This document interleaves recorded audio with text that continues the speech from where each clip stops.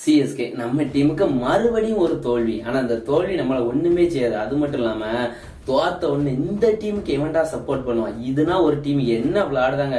இந்த டீம் பாக்க முன்னாடி அந்த டீம் அவன் சூப்பரா விளையாடுதான். அந்த டீம் தானே நம்மளுக்கு பிடிச்சிருக்கு. அந்த டீம் பேரலாம்னு மாறுது. உங்களுக்கு தான் இந்த பதிவு. ஏன்னா ஒரு டீம் செவிச்சுக்கிட்டே இருக்க முடியாது. எந்த டீமுமே எல்லா 18 மேட்சும் செவிக்க முடியாது. அது மட்டும் இல்லாம நம்ம டீமை நம்ம தான் சப்போர்ட் பண்ணணும். தோத்தாலும் நம்ம டீம் தான், செவிச்சாலும் நம்ம டீம் தான், கப் அடிச்சாலும் நம்ம டீம் தான். 5 கப் அடிச்சிருக்காங்க.